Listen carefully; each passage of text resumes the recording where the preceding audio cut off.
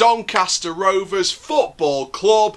You just surprised me a lot today. I predicted to win, but I didn't expect to win in style like that against a Charlton side who are very, very dangerous, but they were just outrun. We felt, you know, we were behind in the first 20-25 minutes in terms of behind in the game, not the scoreline, especially with that injury to Tullock, which, to be fair, from what I heard from the halftime reaction from the Free Press, it's not too serious. So don't worry, guys.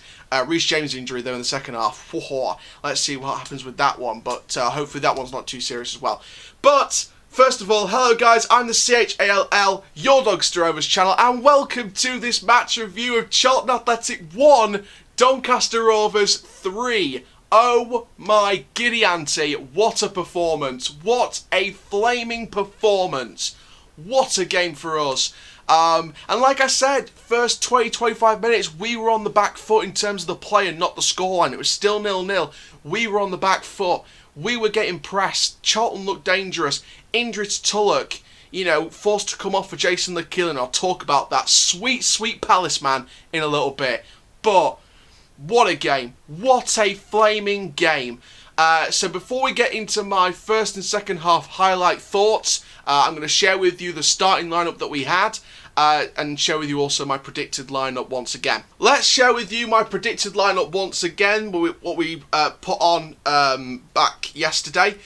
So my predicted lineup was Bursick in goal, Halliday, Wright, Anderson, James, Whiteman, Gomez, Tullock, Richards, Taylor, Okunabiri, and on the bench, Jones, John, Amos, Williams, Coppinger, Lekeela, and John Jules. With that, there's only one change. John Jules up front, Okunabiri on the bench. That was the only change from the predicted lineup to the official starting lineup.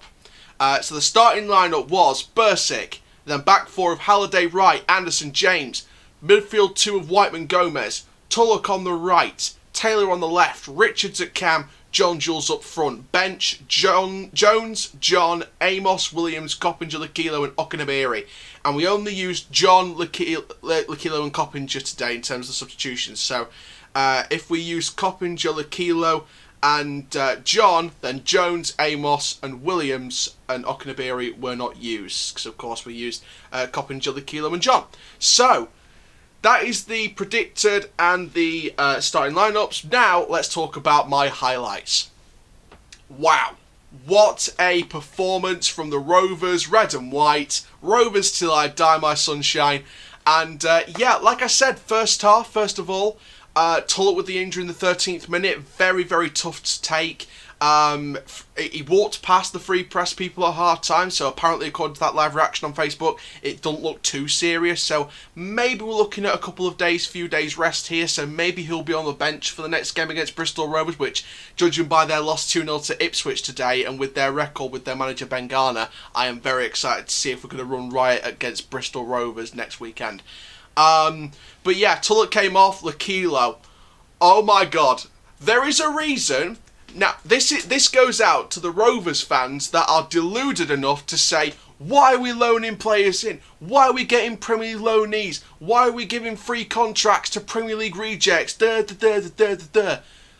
is why. This is why. John Jules, immaculate. Richards, immaculate. Tullock showed signs before he got injured. Lekeela, immaculate today. Absolutely immaculate today. And, you know, John, yes, he didn't do, you know, it wasn't a magnificent job in the last 13 minutes of the match from John at left back, replacing the injured James in the 77th minute, but he did the job. It was an average job, he did the job. Coppinger for the last 8 minutes, replacing Richards. I think Coppinger just held the line, did a good job, nothing to say about that. But the main substitution, of course, that was made in the 13th minute was Lekeela, and that guy, I swear to God, Jason Lekeela, what a performance. I've messaged that guy, he's messaged me back. I absolutely respect that guy as well as every other player in the squad. Jason Lekeela, what a performance. What a performance today. He was like Speedy Gonzalez, and then you had Speedy Gonzalez and Roadrunner at each wing. You had John Taylor one end, Lekeela up the other. Fantastic wing play by both them two. Taylor Richards, most, if not nearly all the attacks we had were going through him or created by him. Taylor Richards, There's a reason why there was a rumoured report weeks ago about potentially we could get him on a permanent contract next season. There is a reason why that rumour is there. He is part of the squad no matter what. Bursic, brilliant performance today. Yes, he's conceded that one goal with Connor Washington's header. Yes, and I looked back, and to be fair, I watched it go in, and then I looked back over the goal again. That was not a defensive mistake. There was no defensive mistakes in that, in my opinion. I think that was it was just a good header. It was just a good header from Connor Washington, and that got them back into it. But we completely held our line. We held the game for the rest of the match, and we did well to hold on for the 3-1 win. Any other players I could pick out? Reece James had an okay game, a good game. Brad Halliday, great game. Anderson and Wright. There's a reason why at some point last season they were the joint best clean sheeters in the league at one point towards the end of last season before it was halted due to the coronavirus. Tom Anderson, Burnley, he was a loanee, then he was made permanent.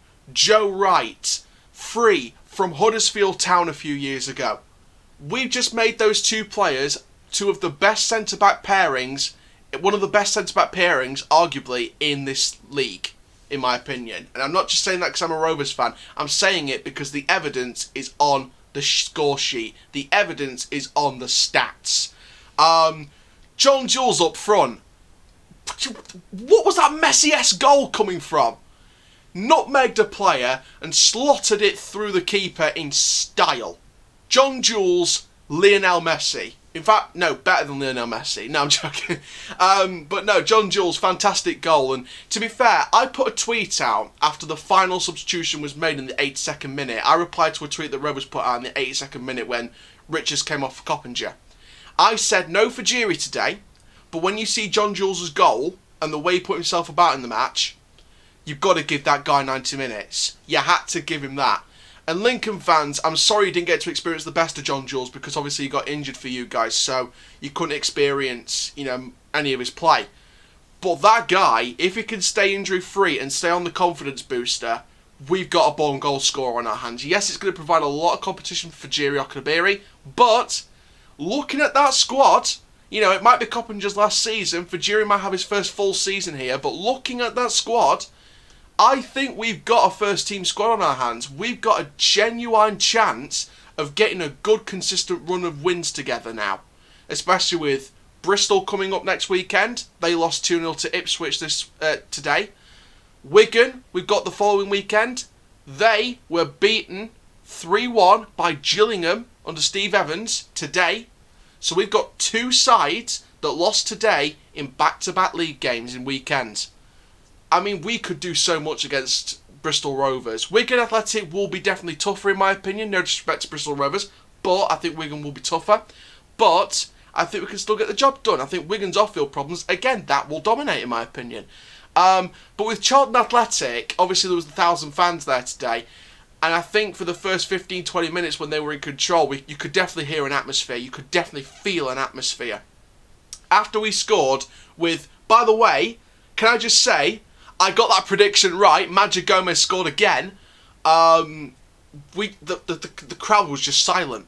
It was like if we had Doncaster fans there, we'd be taking the mickey and chanting, "Is this a library?"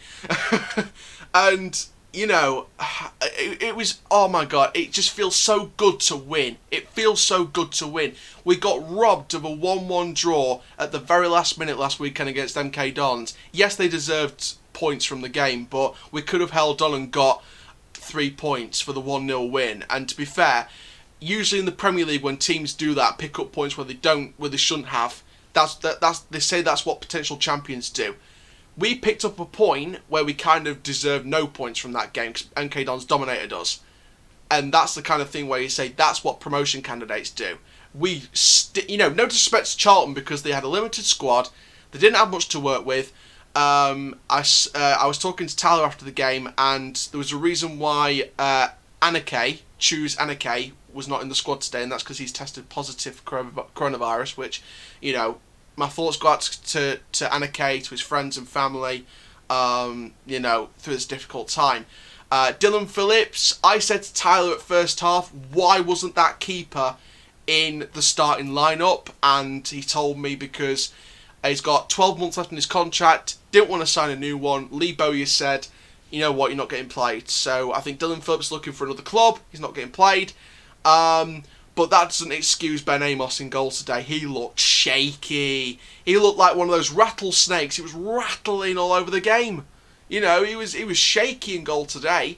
And, you know, end of the first half, Ben Whiteman almost made it 2-0 after that Magic Gomez goal. Absolutely almost made it 2-0, just flying over. And Whiteman, and that could have been both midfielders scoring. Now, before I go on to my player ratings, there is 2 players I want to talk about specifically now. Magic Gomez and Ben Whiteman. First of all, Ben Whiteman. I'm going to talk about Gomez in a little bit, but Ben Whiteman. You saw my daily reports today, this morning. I spoke about the comments from the Barnsley manager. He said, oh, he needs to learn more of the basics. He'll be a player for development. He's not ready for first team football. Gerhard Struber, are you listening to this? That is proof that Ben Whiteman is clearly ready for Championship football. And he's not going to you. That ship has sailed. He's staying with the Rovers. What a performance from Ben Whiteman today. Brilliantly held in the holding midfield position. And a great, great overall performance. Magic Gomez. I slated that guy in a pre-season match. I think it was the Blackburn game especially. I said he wasn't a holding midfielder, but that doesn't excuse the fact he was okay in that position, but not exceptional. MK Don's game, scores a great goal. I praised him heavily. You know, if we are critical of players, we can praise them. I praised Gomez after I criticised him in the Blackburn game quite a bit in that game. In the MK Don's game, I praised him for that goal, and he did an okay performance in that game. Today, what a performance from Magic Gomez. People on Twitter are calling him Madger the Badger. I don't call him Madger the Badger. I call him Magnificent. Not magnificent, Magnificent. Because Magic Gomez, what a player. We found our Granit Xhaka. That's the only way I can put this. We found our Granit Xhaka. A holding, playmaking midfielder who can score goals from distance and close range. Not close range shown today, but definitely someone who can score from distance. It doesn't matter whether it was Tullock assisting him or Lakilo. It was Lakilo today who replaced Tullock after 13 minutes. Lakilo with the assist. Nice assist. Poor clearance, by the way, from Darren Pratley, who I said we should be careful of because he's done a good job transitioning from centre mid into centre back as the club captain for Charlton. But today, where was he? He was terrible today. But a poor clearance, latched on by Lakilo, assist for Magic Gomez, and 25 yards. He goes, you know what? I did it before. I'll do it again. 25 yards, pot shot, 1-0. And the dominoes just fell from there. Charlton got one back in the second half for the Washington header, but for the rest of the game, from that point on, from the Gomez goal onwards, we were just dominant. What a performance today. Just what, I can't even fathom it. What a performance. So let's go then into my player ratings for today. So I'm going to share with you a rating out of 10 for each player and the 3 substitutes, and then at the end of the video I'm going to give you my final thoughts on what we need to do for the next game against Bristol Rovers next weekend. So let's talk about my predicted ratings, well, not my predicted ratings, my official ratings for the players that played today. So we have to kick off with Joseph Bursic. I'm going to give him a strong 7 out of 10. I think that he was brilliant. He's pushing for an 8, by the way. Don't even mistake that for a low 7. It's definitely a high 7. Made a few good brilliant saves today. But to be honest, with the shots on target, apart from the shots on target, he didn't really have much to do. So I think that Bursic had a good game there with the saves that he made. And, you know, he couldn't really save the Washington goal. He couldn't really save that. Brad Halliday, I'm going to give him a 7 as well. But again, it's a high 7. Brilliant performance of the right back today. He had Doherty in his pocket. He had Doherty and Washington, whatever side they were in the pocket, wherever side they was. He had them on strings. It was brilliant to watch. Joe Wright, I mean, you're going to expect this by now. He's going to get an 8 from me. Joe Wright was brilliant today. Brilliant defensive performance. Same with Tom Anderson, an 8 out of 10 from me. Anderson and Wright, the centre-back pairing, the gruesome twosome to teams that are afraid to face us this season. And yeah, both centre-backs did incredibly well. Reece James, who came off in the 77th minute, I'm going to give him a 7. He wasn't the best defender today, but, you know, how could you not pick a good defender out of all four? All four of them were amazing today, so this is, again, a high 7, not a low one. Ben Whiteman, I'm going to give him an 8. He was very, very good today. Amazing performance. And just overall, had a few pot shots here and there, but overall held his line. He provided the cross, which led to the Barker own goal. Inexperienced from Barker. You know, should he have stuck something out to put it in the back of his own net? Maybe he was trying something, but then that's inexperience. You've got to make up the right decision. But, you know, Whiteman assisted that own goal. So, fair play to Ben Whiteman for giving an assist to Charlton today. But, in all seriousness, Whiteman did really well today. Matchday Gomez. I'm going to give that guy a 9. You know what? Screw it. I'm going to give that guy a 9 out of 10. He was probably my man of the match today because he scored the 25-yarder. He was putting himself about. He was doing fantastic things in the midfield. Magnificent is here to stay, and we have found our goal-scoring midfielder from the holding position. So I'm going to give Matchday Gomez a 9 out of 10 today. And Matchday Gomez, if you're listening to that, you were amazing today, my brother. Next up, Rayan Tullock came off in the 13th minute, so that guy, I'm only going to give him a 6, like an average 6, because he didn't really show enough to go above a 7, but, you know, if he stayed on for at least another half an hour, he would have got a 7, because I think he would have shown something against this Charlton side today. But I'm going to give him a 6, because obviously he's got to be an average rating, because he didn't really show much in the 13 minutes before he got injured. Taylor Richards, I'm going to give that guy an 8. He was just on the ball, absolutely magnificent today. And again, just really, really good. And Taylor Richards just proving why we need to sign him permanently next season if we've got the chance. John Taylor, again, I'll give that guy an 8. He was fantastic. It was like Speedy Gonzalez down one end and his partner on the opposite end is Roadrunner. So, you know, loads of pace, brilliant crosses, brilliant opportunities, and Taylor really put himself about in that game. So another 8 out of 10 for me. And finally, in the starting 11, John Jules. That guy gets an 8. He gets a flaming 8. John Jules, wow. Wow. And I saw something on Twitter after the John Jules goal was scored. Around the lines of Nketiah wouldn't do that, or Nketiah don't do that. So, you know, should we have got Nketiah instead of John Jules? Do you think Arsenal should have kept John Jules maybe for first team football? No, I think John Jules would have been loaned out anyway, but John Jules, man, we're lucky. And to be fair, Tyler said to me, just before I start recording this video, on Instagram Live, well, not Instagram Live, on chat, he said to me that they were going to sign John Jules. I think a few Charlton fans can back me up on that as well. Apparently you guys were going to sign John Jules. The deal was ready, but of course with the transfer embargo, you couldn't do it, and then he came to us. So, you know, it's exciting. It's bad for Charlton, of course, but it's exciting for us. And John Jules, wow. TJJ, what a performance from TJJ. Forget DCL for Dominic Calvert-Lewin. It's TJJ for Tyrese John Jules, bro. But yeah, that guy gets an 8 out of 10. He was brilliant today. Substitutes bench. Cameron John gets a 6, an average 6. He didn't do too badly today, but just did the job for the last few minutes. Didn't do too badly, didn't do anything to change the game. Just a good performance from the substitutes bench very late on. Coppinger gets a 6 as well. Again, just an average, well, not average, but like a just above average performance for the 8 minutes that he was on. Because you can't really, you know, give him above an average 6 for spending 8 minutes on the pitch unless you make an instant impact. So Coppinger just held the line in the midfield and did really, really well when he came on. And finally, Jason Lakilo, who came on in the 13th minute for Rayan Tullock when he was injured. Jason Lakilo gets an 8 for me. Absolutely brilliant. Again, like I said with Taylor, it's like Speedy Gonzalez down one end, Roadrunner down the other. Jason Lakilo was showing absolute wonders. And again, that's why he's in the club. He's a Premier League player. He's got experience. He's got the potential to make it as a footballer. And we are giving him the game time. So Lakilo, you know, I give him an 8. He was fantastic again today. So there we go, that is my player rating. So, what do I sum up with this game and what do we need to do against Bristol Rovers next weekend? The main thing we need to do but first of all, with Bristol Rovers next weekend, the main thing we need to do is just keep on this winning momentum. We need to keep this winning momentum going. One big criticism of last season with me personally is the fact that we'd only string like 2 or 3 wins together at certain points, and then we'd go on a losing streak, or we'd lose or draw a couple of games, and then go back on a winning run for a couple of games. So we're very inconsistent in that respect, so we need to get some consistency going.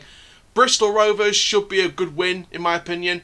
Wigan Athletic, maybe we'll win that, but maybe Wigan will want some revenge for Gillingham today, and of course, whatever they get in their next game next weekend before they face us. But hopefully we do beat Bristol, we do beat Wigan, and then we can go into the next few games after that, hopefully with a winning run in our minds, because we're getting closer and closer. We're 4th in the league, so very exciting.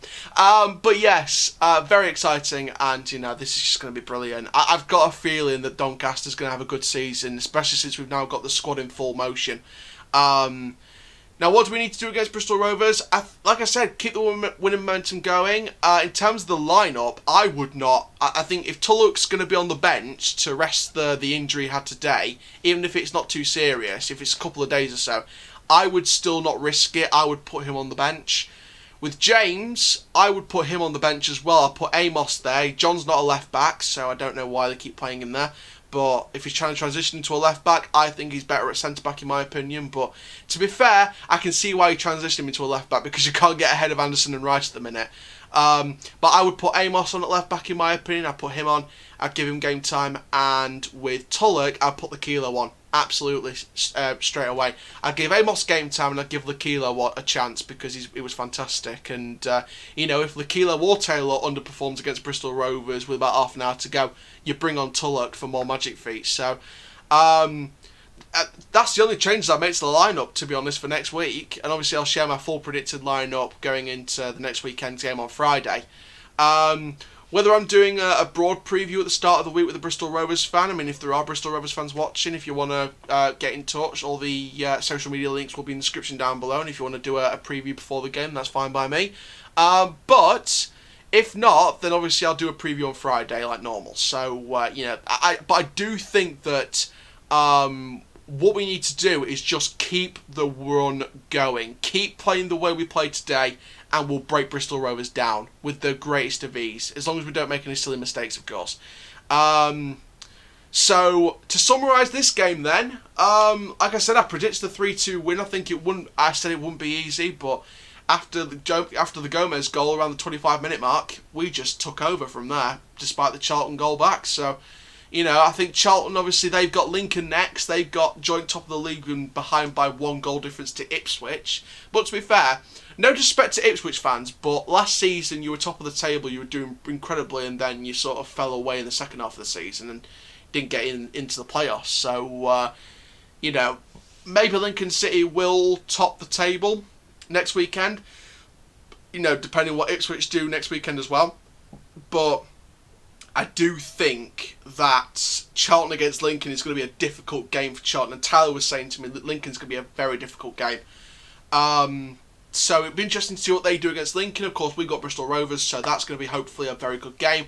Hopefully another victory in our sights at the Keepmoat Stadium, of course. Can't wait. Another game at the Keepmoat. Harrogate, to be fair, while I say Keepmoat, Harrogate drew 2-2 with Walsall in a very exciting game there. So not as exciting as Leeds Fulham, but we'll go with it. So thank you very much, guys, for watching this video, this match review from Charlton versus Rovers. 3-1 win. I'll take it. We're still unbeaten. We're going to be invincible. Way! I'm now joking. It's a good win, but let's get a good run of wins going. So thank you very much, guys, for watching this video. Make sure you like, comment, subscribe, click the notification bell so you never miss a YouTube video. Screw the Charlton owners. You're terrible. You didn't even turn up to your own team's game. And if you did protest, Charlton fans, well done to you. Thank you very much, guys. I am the CHALL. Please like, comment, subscribe, and goodbye. Rovers till I die. Rovers till I die.